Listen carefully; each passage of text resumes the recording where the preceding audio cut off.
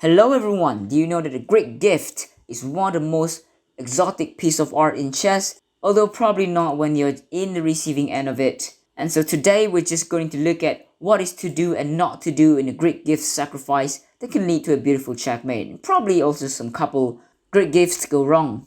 Now then, it is the most important when you conduct a checkmate via great gift to have the light squared bishop and a queen combination, plus any other combination with the knight and the rook from white's perspective. For black's perspective, that's going to be, the bishop, the dark squared bishop that is aiming at h2, and a queen, and any other combination of the rook, the knight, and the light squared bishop. So we're just going to look at one color complex today because that's going to ease things up a little bit. As you can see here in this position, played by Boris Spassky and Efim, the only player who has a plus score against Fischer, plays in this position bishop to e7 after g5. Now this is incorrect move. He could have played something like bishop to e5 in this position, blocking the bishop once and for all. This will have stopped the great gift for good. But he plays bishop to e7, letting the chance to open with pawn to e5. Now the bishop is actually staring at h7 square. He again has the chance of playing pawn to g6, stopping great gift once and for all. Although this position is still quite bad because of the advanced, g pawn, e pawn, and also the black's knight that is looking suspicious on the rim of the board. This might not be looking optimistic at all for black. However, stops great gift and maybe he can figure out a plan to defend. However, in this position did not play pawn to g6 is Efim, plays bishop to f8. Now this is really asking for it, if you will, right? And in this moment, Boris Spassky didn't waste a moment to play bishop takes on h7, and this is basically just kaput for black already. Thing is, after king takes on h7, there's pawn to g6. This is a clear sacrifice to bring knight to g5. Well, the thing is, after pawn takes on g6 early, we can play knight to g5 check, and after king to g8, queen to f3, this is, checkmate basically. After rook to e7, queen to h3 simply, this is checkmate. The knight is protecting the f7 square. Now, if not that, if king to g8 as played by Efim in the game, we can also play knight to g5 simply. Idea is to bring the queen to h5. A very important move is this knight to g5 in the great gift, and the idea is also to bring the queen to h5 checkmate on h7 square. Now, Efim plays pawn takes on g6. Now this stops the queen coming to h5, but then still there's f3 square as we talk about, checkmating on the f7 square. And so Efim realizes that, right? He realizes that there's no stopping checkmate on f7 and h7, and so he plays the best move in this position to stop the checkmate. In this position, plays queen takes on g5, but then sacrificing a queen, and already now in this position, the knight looking suspicious on d6, and he's down too many materials. The pawn looks suspicious on the king side as well, and I don't really have to continue to tell you this position is really losing for black, and in this position, black just resigns. When white also has just plenty enough material to create checkmate for black, there's going to be no fortress after all. So Efim just resigns. But it's interesting to know that in this position, even there's ways to stop great gift basically, right? After pawn to g5, you can play bishop to e5, basically stop any idea of bishop takes h7. But in this position, bishop to e7 and bishop to f8, the worst, moving your your minor pieces multiple times and allowing bishop takes h7. And that is cool, but the most important thing in this position is that alongside with the combination that you have with bishop on h7 and queen, you can't really have minor pieces on f6. As you can see, the minor pieces on f6 protecting the square on h8 for the bishop, and if it is the knight here on f6, well then it's actually protecting h7 square. And so you can't have a minor piece sitting on f6, and so in this position you can see white does everything in his power to basically kick this bishop away on f6. It just happens that the bishop fell to the trap, moving it back to e7, giving black enough chance to unleash bishop takes h7. And so this is really one of the most common way to play the Greek gift, is to bring the knight to g5 and checkmate the queen to h5, or maybe queen to f3. But the same can also be achieved in this position between Vishy Anand and Loek van Wely, when Loek van Wely plays queen to d5, kind of an oopsie daisy move for white, because the thing is, the g2 pawn is attacked, a2 pawn is attacked. But then Vishy Anand just moved the king to b1. After queen takes g2, he argues that after knight to f3, there will be rook to g1 very soon, or rook to f1, rook to g1 very soon. That's going to trap the queen at best. Now, of course, the queen has to create a love for herself, and that's why queen takes f2 is played, threaten to play queen takes e2 the next move, and also if the queen is moved somewhere else, then queen takes f3. The queen is then moved to a very clever square, and that is to e5. The idea, of course, is then if the queen takes on f3, I'm going to take on c5. Although I'm down 2 pawns, I have 2 rooks that is going to be used to, just basically assault on the king's side, basically. Black, on the other hand, if this occurs, he'll have 2 pawns, but he'll be probably able to defend quite nicely with a correct play. The other way to play safely is to play bishop to e7 as well. This protects the knight, and we'll just figure things out if, rooks move to g1 to then begin the assault on the king's side. Black's up 2 pawns anyway, he can give a couple back if he wants to defend his position. However, in this position of the queen to e5, black plays knight to d7. Now we mentioned a lot about the pieces being on f6, not being able to do great gift, but now the piece is left disposed on f6, moves to d7, and with the bishop and the knight looking to get into the king's side, I believe you know what's coming next. And that is going to be bishop takes on h7 anyway, but after this, it's not going to be knight to g5 check, where we leave the queen kind of outside for a bit. We're first going to play queen to h5 check, and after, let's say, king to g8.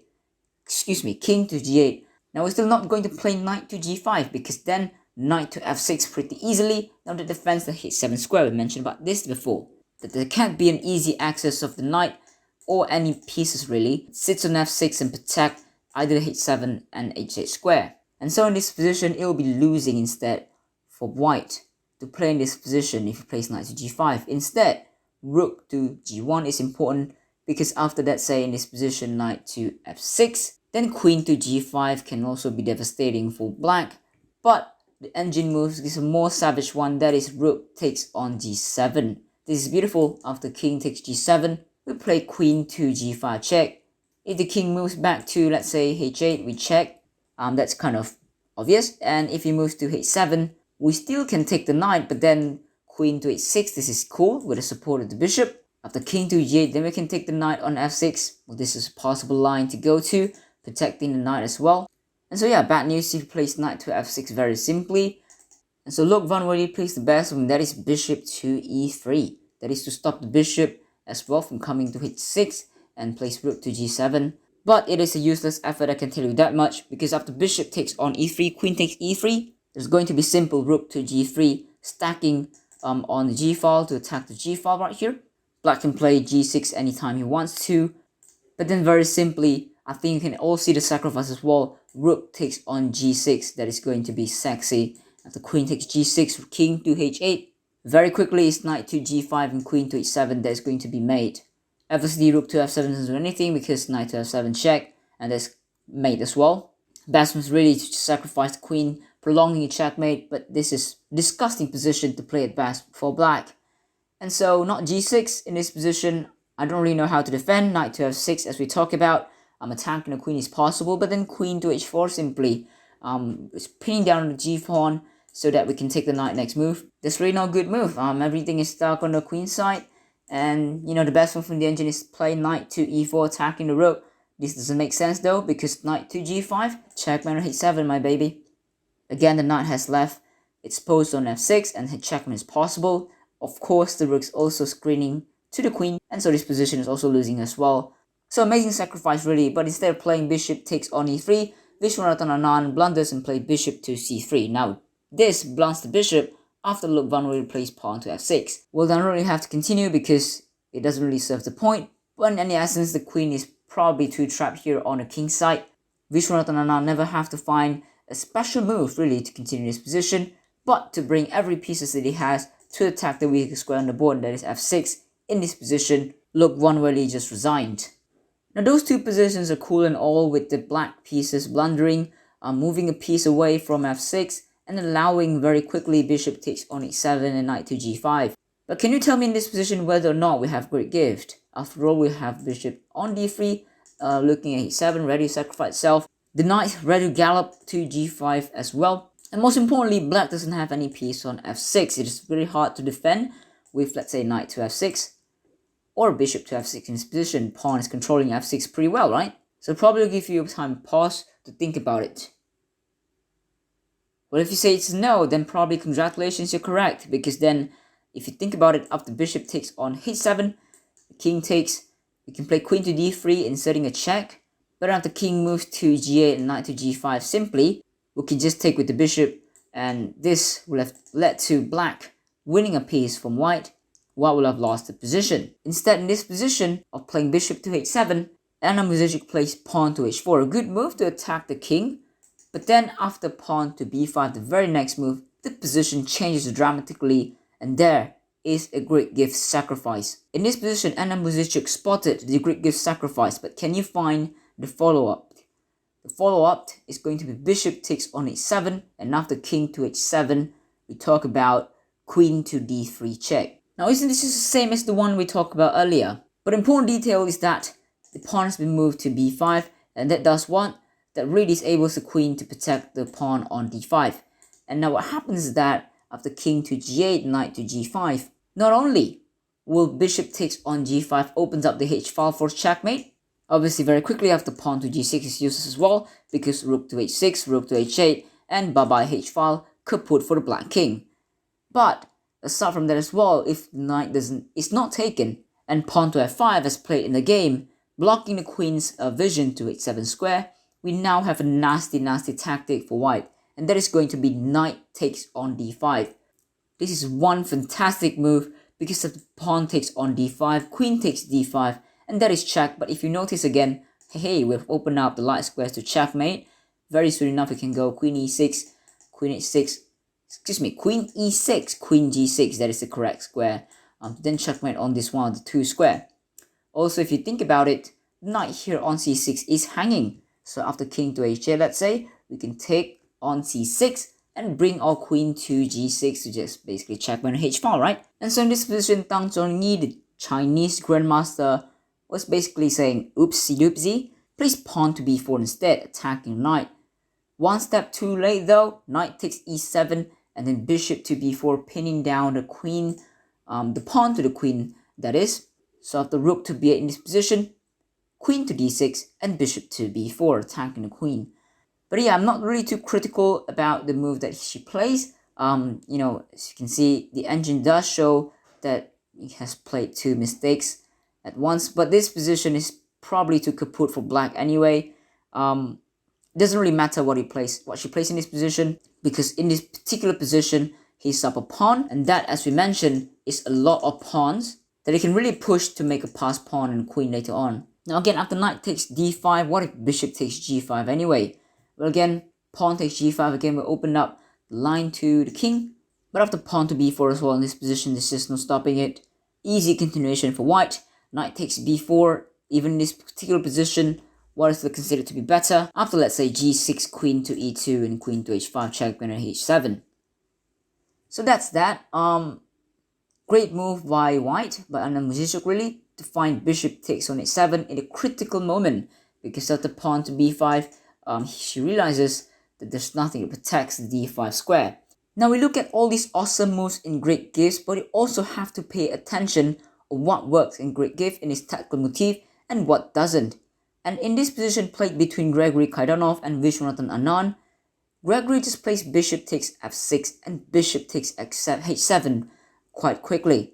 His idea is after king h7, queen h5, and after king g8, there's rook to h3, checkmate h file. Well, that seems to be correct. Again, we talk about piece sitting on f6 being detrimental to the plan of checkmating h file. Of course, in this position, there's always pawn to g6, protecting the h square from checkmate. Moreover, black's already moved the rook to e8, and so there's a skip square on f8 as you can see, and there's no queen h7 checkmate as we like to. There is also no queen takes f7 checkmate, because the rook here is protecting the f7 square pretty well. So this seems like a blunder for white already, and so white here plays knight to e4, still with the idea of knight takes n f6 because the pawn is pinned to g file. However, still in this position we have the queen that can take the material on f6, and so really I don't know how to continue for white. Black instead can just play king to f8, just run for it, you know what I'm saying? Getting out the pin out of g file as well. Instead in this position, Viswanathan Anand plays bishop to d5, a very awkward move. I don't know what this bishop is doing on d5, as it is on c4. Seems to me like there's no difference. And so rook h3 is played, right, by Gregory Kaidanov. And in this position, still there is pawn to g6 to stop checkmate once and for all. After queen to h7 in this position, king to f8. There's no check because the bishop is covering that square. No check as well because the rook is covering that square. And so that will be a fantastic position to play for black. But a future world champion in this position plays a blunder, and that is king to f8. It doesn't really seem like a blunder in the first move because after queen to h8, in this position, put it on the board. King to e7 seems to be awesome, releasing the rook to attack the queen. In this position though, queen to h8 is not the move. Instead, his opponent plays queen takes on f7, and that leads to a very quick checkmate on the king's side. Well, that's not the point. The point is that it doesn't really work, the Greek gift is. After knight to e4, the position is probably winning for black because it's just upper material, right? You can basically just go king to f8, whatnot, getting out the g file, plays king to e7 maybe. Of course, at the right time, there is queen takes f7 in the air though, but nevertheless would have been a great escape by black. And of course, this bishop h7 move would have been a fail in this position. Now, the last fail moments will be when you place bishop takes h7 and doesn't really convert. In this position, the Greek gift does exist and bishop takes on h7 is cool. Again, the knight is not sitting on f6, and so that's going to be cool to play for white. And after king h7, basically knight g5, and with the idea of king to g8, queen to h5. But what if black's not a weakling, not playing king to g8, instead plays king to g6? Now a lot of players play queen to g4, which is a fine move as well on its own, but not as clear cut as playing pawn to f4 or playing pawn to h4. Now in most Greek gift position, the queen belongs on one of these diagonal on d3 and on c2 because it looks at the h7 square very soon. Again, the killer square that we talk about, right? The queen coming to that square is basically just checkmate. And so queen to g4 is still good, but it's not going to be as clear cut, not going to be as clean as when you play pawn to f4 and queen to c2 to follow. In this position, queen to g4 played by Yasser's opponent, Miguel, right? In this position, queen to g4 played, and after pawn to f5, as you can see, is attacking the queen. The queen has to move, and after pawn to f4 again, attacking the queen. The queen in this position has to play queen to g4, and say after knight to f6, attacking the queen again. We can play pawn takes, knight takes, we sacrifice a piece back, but now we're attacking the queen. So not the cleanest one for white. White has to move to h4. And even then, as you can see, there's no h7 square because the king takes g5, the knight's protecting the h7 square pretty well. And so queen to g4, more often than not the best move for white, right? The queen again belongs to c2 and d3 square. However, there are some cases where queen g4 becomes very important. I couldn't find the game though. Hopefully you can find it on your own spare time. But queen g4, f5, f4, queen h3 played. Again, queen g4 has to be the move in this position. And after knight to f6, pawn takes and queen to h4. Not very clean, not very easy to play. Instead, Miguel in this position plays queen to h3. Now this just blunders the whole position. Because again, knight 7, f6. Now this prepares to sacrifice another piece for white. Doesn't really matter because it's up a piece. And after, let's say, knight d4, in this position, there's no checkmate. There's just no checkmate. Every minor piece is gone off the board. And, the white rook is not very active just yet. The queen is kind of alone here on e6. And so this kind of blew away everything. Black just went on to win the game, but I'm not going to show you that one. Not important anyway. Most important thing is that how you defend and how you attack in the Great Gift. In this position, knight d6 is one of the more important moves to defend. That said, in this position, engine says knight to f3 is actually winning, although I can't see how the win is going to be very easy for white to find. What I'm saying is, although in this position, the machine overload did say after knight to f3 it is winning for white, because let's say bishop to d7 just to develop a piece, we can take and then play knight to e5 check. Now this one brings another piece onto the center of the board, and after king to g5 doesn't really matter in this case because there's pawn to g3, but I don't really suppose this thing is just going to be easy for white to find. And so pawn to f4 will be the cleaner cut. Again, the idea is that, let's say if black plays a pass move in this position, or white can bring the queen comes to g4. But what's different about the queen coming to g4 now and the queen coming to g4 just a move later, just a move before, is that the rook now is involved in the game on the h file, and so you can play queen g4. If we put it on the board, really, queen to g4, knight f6 can be played. We can take, in this position, queen to h4 is cool. It is in fact winning. There's no rook to h8 because we simply take, and there's always rook to f3, rook to g3 in this position. And so yeah, that might be an easier position to play overall, just because the structural change of bringing the pawn to f4 and rook to f3. Now that's basically all the Greek gift variation that I want to let you know today. Hopefully you got the pattern of what is to do and what is not to do in Greek gift. Now that said, if you learned anything in this video, I'll appreciate it a lot if you press the like button and subscribe for more videos like this in the future. Or otherwise, I'll see you in the next one. See you soon. Thanks for watching.